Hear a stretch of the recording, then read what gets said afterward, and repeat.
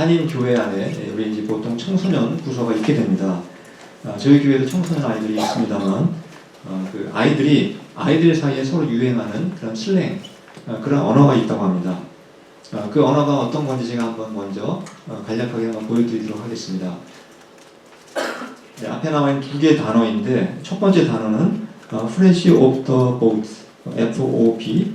그 다음에 두 번째 단어는 바나나. 두 번째 단어는 우리가 다 알고 있는 단어이죠. 첫 번째 단어는 배에서 방금 내렸다 이런 뜻을 갖고 있습니다. 옛날 미국은 이민자들이 와서 세운 나라인데, 원래는 이 말이 유럽에서 아일랜드라든가 이러한 유럽에 있는 나라에 있는 사람들이 미국에 처음 배를 타고 내려와서 내린 사람, 이민자들을 저렇게 불렀다고 합니다. 저 제목으로 영화 제목도 있는 것을 제가 한번 발견해 보았습니다. 근데 여기에 오늘날 근데 그 한인교회에 있는 아이들끼리는 한국에서 이제 국민학교라든가 중학교를 다니다가 갓 미국에 온 아이들을 부를 때 Fresh off the boat 이렇게 부른다는 것입니다. 물론 이게 좋은 의미로 하는 것이 아니고 좀 촌스럽다 또는 약간 비하하는 듯한 의미로 그렇게 사용을 한다는 것입니다. 바나나라는 단어는 반면에 미국에서 태어난 아이들을 부를 때 그렇게 또 부른다는 것입니다. 아이들이 미국에서 태어났지만 겉은 한국 아이들처럼 노란 색깔을 갖고 있는데 그 속을 벗겨보니까 거기는 하얀 바나나처럼 마치 그 백인처럼 생각하고 행동한다. 그런 의미에서 이곳에서 태어난 아이들을 부를 때는 바나나라고 불렀다고 합니다. 그러니까 서로 상대방을 존중해주는 의미로 사용한 것이 아니라 약간은 비하하는 의미로 그렇게 사용을 했다는 것입니다. 그래서 우리 아이들이 한국에서 태어나서 자랐느냐 아니면 미국에서 태어나서 자랐느냐에 따라서 그들의 삶의 모습은 아주 다르다는 것을 우리가 쉽게 발견할 수가 있습니다. 겉으로 보면 똑같이 한국 사람이지만 속은 완전히 서로 다른 사람일 수 있다는 것을 우리가 많이 경험하고 있습니다.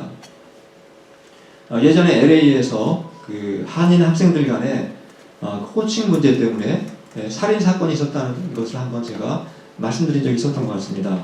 LA에는 그 한인 학생들이 많은데 문제는 한국에서 갓 온 아까 말씀드린 Fresh off the boat에 해당하는 학생들이 굉장히 많다는 것입니다.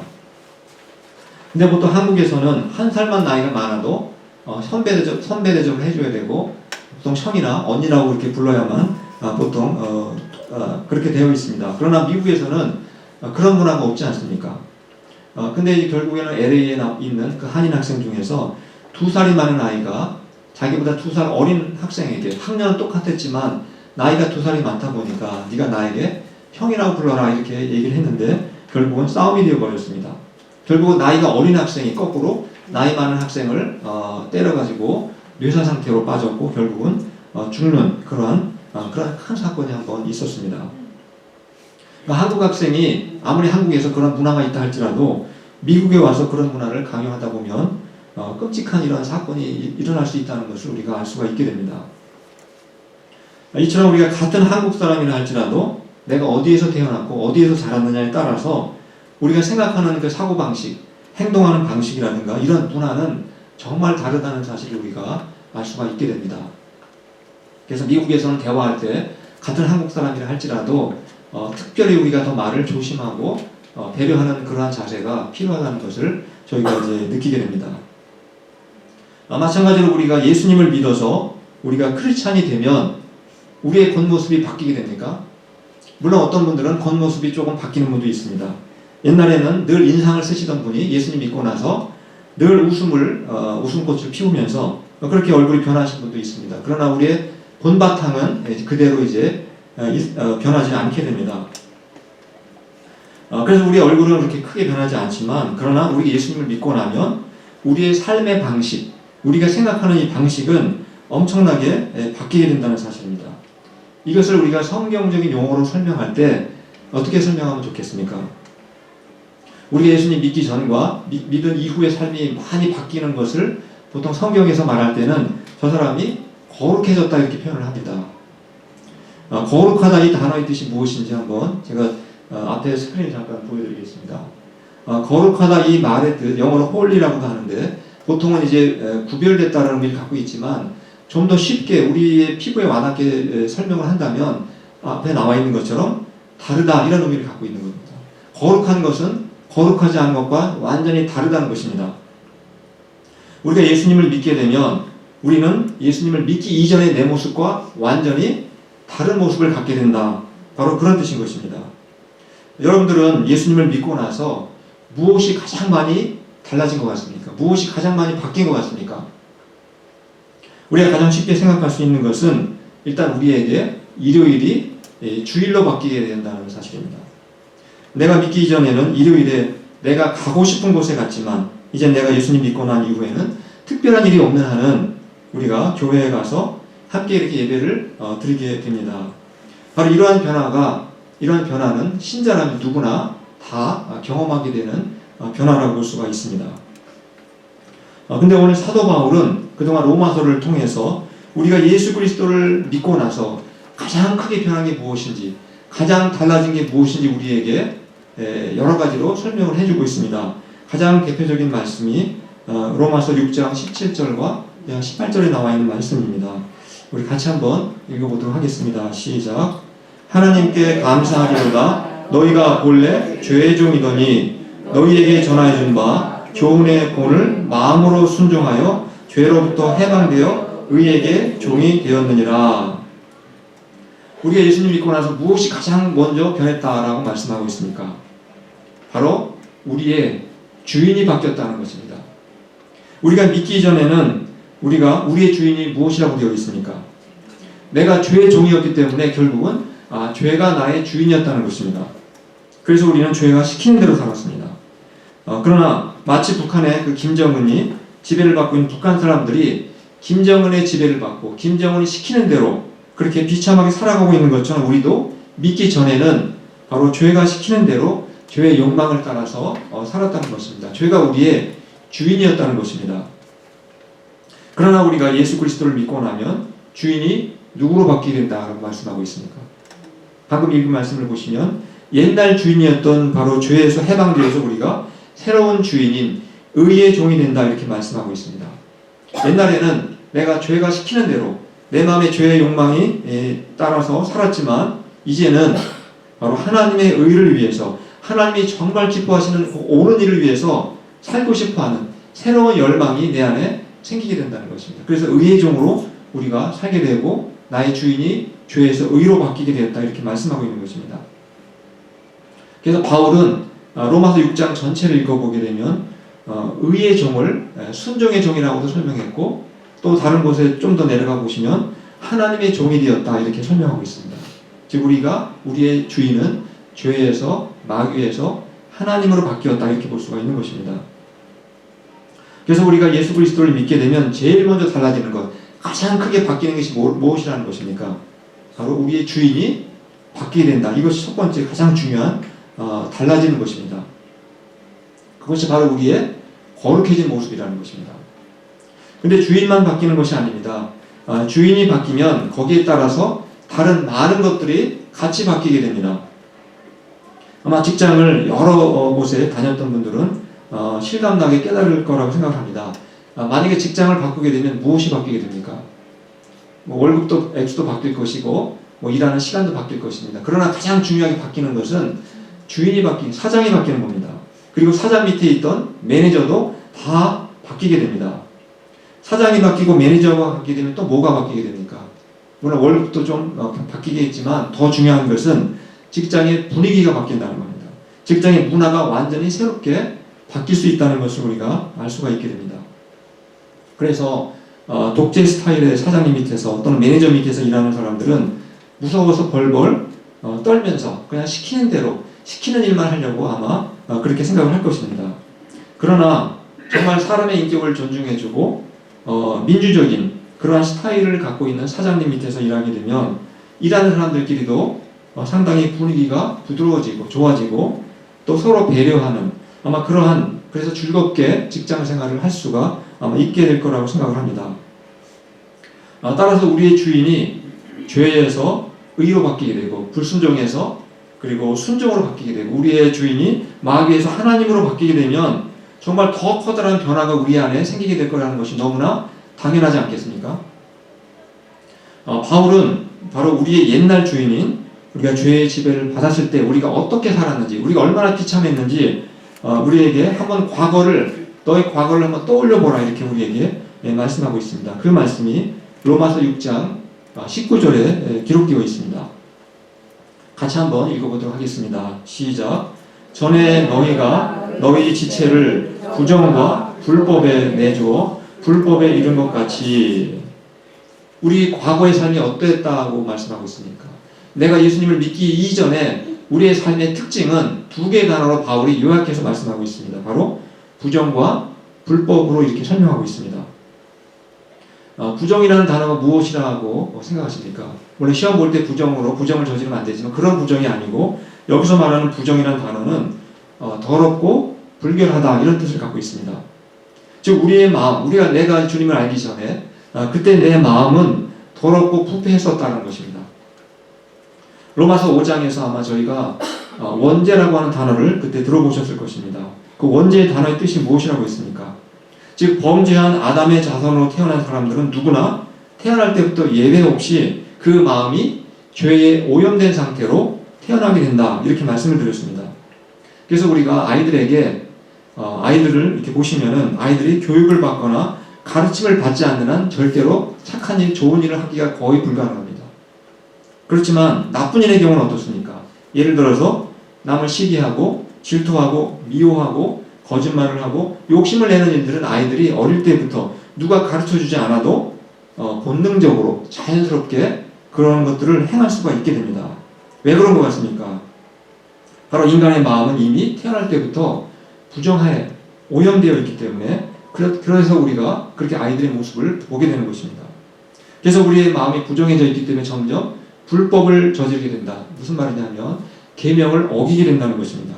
결국은 우리는 죄의 종으로 살아갈 수밖에 없는 그러한 존재로 우리는 이전에 그렇게 살았었다라고 바울이 말씀하고 있습니다.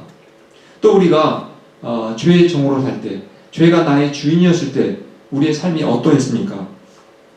로마서 5장 20절에서 우리에게 설명해주고 있습니다. 우리 같이 한번 읽어보도록 하겠습니다. 시작. 너희가 죄의 종이 되었을 때에는 의에 대하여 자유로웠느니라. 우리가 죄의 지배를 받고 살았을 때에는 우리가 의로부터 자유로웠다는 겁니다.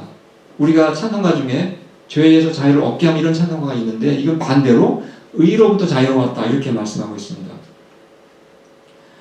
오늘날 사람들의 생각을 지배하는, 즉 의로부터 자유로워진 사람들의 삶의 방식을 가장 잘 표현한 말씀들이 몇 가지가 있습니다. 다음 한번 스크린 보시면 오늘날 교육을 학자들이라든가 교육을 가르치는 사람들, 철학자들이 주로 하는 말입니다.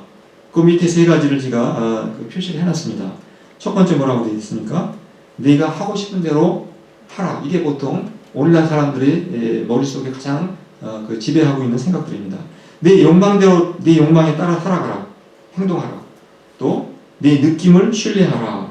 이렇게 계속해서 사람들을 다그치고 그렇게 사는 것이 좋은 삶이다, 이렇게 행복하다 이렇게 사람들에게 가르칩니다. 그래서 사람들은 자기의 선택의 기준이 자기의 욕망과 느낌에 기초를 한다는 사실입니다. 그래서 대부분의 사람들은 절대적인 의미에서의 선, 절대적인 악을 그런 단어를 싫어한다는 것입니다. 그래서 사람들은 율법 또는 계명 이러한 단어를 좋아하지 않습니다. 왜냐하면 율법이나 계명을 보시면 내가 싫어하는 것들이 너무 많이 그 안에 들어있기 때문에 그렇습니다. 누구의 간섭도 받지 않고 그냥 내 마음대로 내가 하고 싶은 대로 살고 싶어 합니다. 그것이 행복의 조건이라고 생각합니다. 그래서 율법이나 계명으로부터 자유롭게 벗어나서 내가 하고 싶은 대로 살기를 원하기 때문에 내가 좋아하면 그게 선이고 내가 싫어하면 그게 악이다 이렇게 생각을 한다는 사실입니다. 그것이 오늘날을 살아가는 대부분의 사람들을 지배하는 사상입니다. 그래서 자기 자신이 선과 악의 기준이 됩니다. 바로 이러한 모습이 선악을 알게 하는 그 나무의 열매를 따먹었던 바로 아담과 하와가 저지른 죄였던 것입니다. 아담과 하와가 불행해지고 싶어서 그 선악과 열매를 따먹었다고 생각하십니까? 그들도 좀 더 행복해지고 싶었기 때문에 선악과 열매를 따먹은 것입니다. 그러나 선악의 절대 기준이 되시는 하나님으로부터 벗어나서 그들이 자유롭게 살고자 하는 그 순간에 인간은 행복해진 것이 아니라 오히려 더 불행해졌다는 사실입니다. 왜냐하면 바로 그 순간에 인간은 하나님으로부터 자유를 얻었을지는 모르지만 주인이 바뀌게 된 것입니다. 하나님이 주인이 아니라 그 이후부터는 죄와 마귀가 주인이 되어서 죄의 종으로 비참한 결과를 가져오게 되었다는 사실입니다. 하나님으로부터 벗어나서 우리가 자유를 얻는 순간 얻었지만 오히려 죄의 종이 된 사람들은 훨씬 더 비참한 삶을 살아가게 된다는 사실입니다. 로마서 6장 21절 말씀을 같이 한번 읽어보겠습니다. 시작. 너희가 그때에 무슨 열매를 얻었느냐? 이제는 너희가 그 일을 부끄러워하나니 이는 그 마지막이 사망이라. 내 욕망 그리고 내 생각, 내 마음대로 살고 싶어서 하나님으로부터 자유를 얻겠다고 하나님을 떠나 살던 그때에 바로 너희가 정말 행복했느냐라고 바울이 지금 물어보고 있는 것입니다. 너희가 하나님 없이 죄의 종으로 살던 그때에 정말 참된 행복 그리고 기쁨의 열매 이런 것들을 맺으면서 살았느냐라고 우리에게 되묻는 것입니다. 여기에 계신 분들 중에서는 대체적으로 나이가 들어서 좀 어른이 되어서 예수님을 믿기 시작한 분들도 많다고 생각합니다. 혹시 여러분 중에서 내가 예수님을 믿기 이전이 지금보다 오히려 더 행복했다라고 생각하는 분 계십니까? 그때는 내가 아무 때나 여행을 마음대로 떠날 수도 있었고 또 마음껏 술에 취할 수도 있었고 또 보아서는 안 되는 것도 눈치 보지 않고 마음껏 볼 수 있었고 또 기분 나쁘면 아무하거나 뭐 막 싸울 수도 있었고 그야말로 자유를 만끽하면서 그때가 더 행복했다라고 생각하시는 분 계십니까? 그런데 이제 예수님 믿고 나니까 예수 믿고 나서 매주일 교회도 나와야 되고 또 여행 갈 시간도 없게 됩니다. 또 이제는 마시고 싶어도 눈치가 보여서 또 마시지도 못합니다. 보고 싶은 것이 있어도 괜히 죄책감이 생길 때가 있습니다. 억울한 일이 있어도 참아야 되고 정말 옛날보다 내가 믿기 전보다 오히려 내가 오히려 지금도 불행한 삶을 살고 있는 게 아닌가 그러한 생각을 할 때가 있냐는 것입니다. 만약에 이러한 생각을 갖고 계시다면 그분은 아직도 어린아이 신자이거나 아니면 아직도 죄의 지배를 받고 있으면서 죄의 종으로 살고 있기 때문이라고 그렇게 생각을 할 수가 있습니다. 바울은 죄의 종에서 벗어난 사람들이 예수님을 믿기 이전에 그 과거의 삶으로 다시 되돌아가고 싶어서 그것을 정말 부러워한다고 했으니까 앞에 아까 말씀해 보시면 뭐라고 되어 있습니까? 크리스찬들은 과거에 믿지 않기 전의 삶을 부러워하는 것이 아니라 그리워하는 것이 아니라 부끄러워한다 이렇게 말씀하고 있는 것입니다. 지난주에 북한의 그 괴순병 이야기를 말씀드렸지만 목숨을 걸고 탈출한 그 북한의 병사가 북한을 다시 그리워하고 다시 되돌아가고 싶어 하겠습니까? 그는 절대로 죽으면 죽었지 되돌아가지 않을 것입니다. 그는 꿈에서조차 북한에서의 그 삶이 나타나는 것을 원하지를 않을 것입니다. 바로 죄의 종에서 탈출해서 하나님의 종이 된 사람들도 똑같다는 것입니다. 자신이 내가 과거에 죄의 종으로 살던 그 시절을 그리워하거나 부러워하는 것이 아니라 그때를 정말 부끄러워하고 그렇게 우리가 살아가게 된다는 것입니다. 왜냐하면 그러한 삶은 결국은 죽음으로 끝나기 때문에 그렇습니다. 그래서 예수님을 믿게 되면 우리가 거룩해진다고 했는데 무엇이 달라진다고 했습니까? 지금까지 두 가지를 말씀드렸습니다. 첫 번째는 우리의 주인이 바뀌게 된다. 우리의 주인이 과거에는 죄이었지만 이제는 하나님으로 바뀌게 되었다. 그렇게 말씀드렸습니다. 또 우리가 예수님을 믿게 되면 거룩해진다고 했는데 두 번째로 달라지는 것은 내가 과거에 죄의 종으로 살던 때를 그리워하는 것이 아니라 부끄러워하게 된다는 겁니다. 그리고 의의 종으로서 이제는 하나님 말씀대로 순종하고 싶어 하게 됩니다. 그리고 거룩하게 사는 것이 그리스도인의 행복의 조건이라는 사실을 크게 깨닫게 된다는 사실입니다. 그래서 진정한 크리스찬들은 예수님을 믿기 이전의 방식대로 살게 되면 옛날 방식대로 살게 되면 절대로 행복해질 수가 없는 사람들입니다. 아마 신앙생활을 오래 하신 분일수록 제가 방금 드린 말씀의 의미를 더 피부에 와닿게 깨달을 것이라고 생각을 합니다. 우리가 옛날에 주일에 예배를 드리지 않고 내가 가고 싶은 곳에 마음껏 갔을 때 그때가 더 행복했습니까? 크리스찬들은 하나님께 예배를 드려야 될 시간에 그 자리에 내가 없게 되면 편한 것이 아니라 우리 마음이 불편하게 되어 있습니다. 그래서 크리스찬들은 성도들과 함께 이렇게 예배를 드릴 때, 경배할 때 그때 우리에게 진정한 행복이 그때부터 시작이 된다는 사실입니다. 또 과거에 우리가 내 마음에 들지 않는 사람이 있으면 내가 하고 싶은 말도 막 할 수 있었고 멱살을 잡고 싸울 수도 있었고 그런 것이 오히려 차라리 나한테 속이 시원했었습니다. 그러나 이제 예수님을 믿고 거룩한 사람이 되고 보니까 내가 할 말을 다 하고 내 속의 감정을 다 폭발하며 사는 것이 예수님을 믿고 나니까 그것이 더 괴로운 것이라는 것을 우리가 깨닫게 됩니다. 옛날에는 내가 보기 싫은 사람과 마음껏 싸우고 나서 안 보면 그만이지 이렇게 생각하며 살았는데 예수님을 믿고 난 이후에는 내가 좀 손해를 보더라도 내가 좀 고통을 당하는 한이 있더라도 사람과의 관계를 깨뜨리지 않기 위해서 더 조심하고 더 배려하려고 노력하는 그러한 삶으로 우리가 변하게 된다는 것입니다.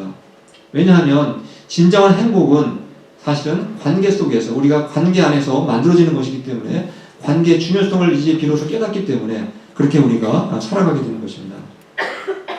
그리고 옛날에는 우리가 나만을 위해서 열심히 살면 내가 행복할 거라고 생각을 했습니다.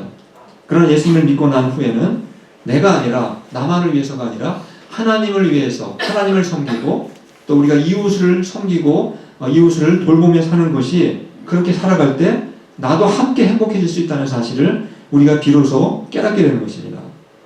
바로 그것이 예수님이 걸어가신 길이기도 합니다. 바로 예수님도 우리의 구원과 우리의 행복을 위해서 자신의 목숨을 내어주셨고 마침내 예수님은 부활하셔서 영광 가운데 지금 살고 계시다는 사실을 우리가 알고 있습니다.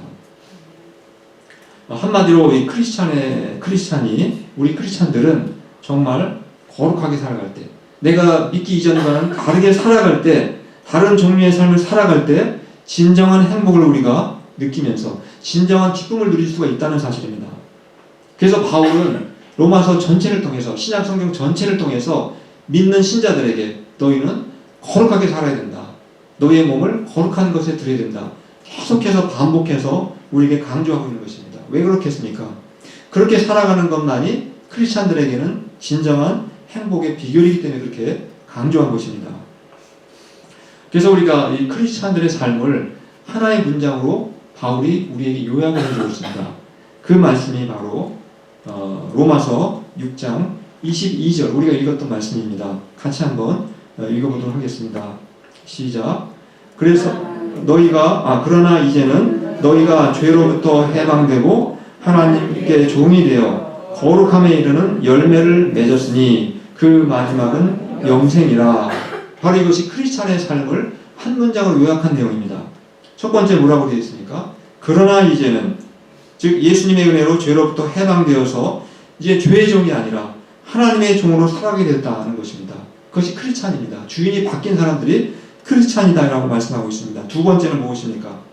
그러나 이제는 믿기 이전과는 전혀 다른 종류의 삶, 즉 거룩한 삶을 살게 되었다는 것입니다. 그것이 바로 크리스찬이라는 것입니다. 그 결과 어떻게 된다고 했습니까? 영생의 복을 누리게 된다 말씀하고 있습니다. 영생이란 다른 말로 하면 최고로 가장 충만한 그 행복을 누리며 사는 것을 성경에서는 영생이라고 하는 것입니다. 단순히 오래 길게 사는 것을 말하는 것이 아니라 가장 행복한 상태로 살아가는 것을 영생이라고 하는 것입니다. 저희 모든 이제 스마트폰을 갖고 계신 분들은 다 누구나 스마트폰에 카톡을 다 아마 하나씩 만들어 놨을 것입니다. 카톡에 보시면 거기에 상태 메시지라는 것이 있습니다. 내가 좋아하는 글을 올릴 수가 있습니다. 페이스북도 마찬가지입니다. 제가 얼마 전까지만 해도 저는 그 페이스북이나 또 카톡에다가 저희 교회 표를 항상 거기다 이렇게 적어두었었습니다. 그런데 제가 최근에 이제 바꿨습니다. 한 몇 주 전부터 바꾸기 시작을 했는데 그 내용이 무엇인지 잠깐 소개를 해드리도록 하겠습니다. 바로 이게 제 카톡을 한번 혹시 제 거 찾아보시면 아마 다 보실 수 있을 겁니다. No holiness, no happiness. 한번 따라해 보실래요? No holiness, no happiness. 이 말은 보통 우리가 no pain, no gain 그 표어와 굉장히 유사한 방식의 표현입니다. 이 말의 의미가 무엇이겠습니까? 거룩이 없으면 행복도 없다. 바로 그러한 뜻인 것입니다. 크리스찬들은 거룩하게 사는 것 이외에 다른 방법으로는 우리가 절대로 행복해질 수 없다. 그것이 바로 이 말의 의미이기도 합니다. 우리 크리스찬들은 돈이나 명예나 권력도 이 세상의 그 어떠한 것도 절대로 우리에게 행복을 줄 수 없다는 사실을 우리가 깨달은 사람들입니다. 오직 예수 그리스도를 믿어서 우리가 죄의 정에서 벗어나서 하나님의 종으로 살아갈 때, 우리의 주인이 바뀔 때만 우리는 행복을 느낄 수가 있습니다. 또 우리 크리스찬들은 날마다 거룩한 삶을 살아갈 때에만 진정한 행복을 누리게 되고, 그때 비로소 우리는 우리가 누리는 행복을 이웃들에게 전하고 나누어 줄 수가 있게 된다는 사실입니다. 그럼 우리가 이렇게 거룩한 삶을 살아야 되고, 또 바울도 거룩하게 살아라 이렇게 명령하고 있는데, 어떻게 우리가 어디부터 출발해야만 우리가 거룩한 삶을 살아갈 수가 있겠습니까? 가장 출발점, 가장 시작점은 바로 우리가 오늘 이렇게 함께 공동체로 모여서 하나님께 예배하는 것입니다. 바로 이 예배를 통해서 우리는 또 예배하고, 또 우리가 서로 교제하고, 말씀을 읽고, 또 묵상하고, 기도의 힘씀을 통해서 우리는 거룩한 삶을 이제 시작할 수가 있게 되는 것입니다. 저는 저희 모두가 우리가 서로가 거룩한 삶을 살아갈 수 있도록 서로 격려해 주시고, 또 서로를 위해서 기도해 주심으로써 우리가 함께 행복을 누리시고, 또 그 행복을 이제는 이웃들에게, 형제들에게 충만하게 나누어 주시고 흘러 넘치시는 그러한 삶을 살아갈 수 있기를 간절히 축원합니다.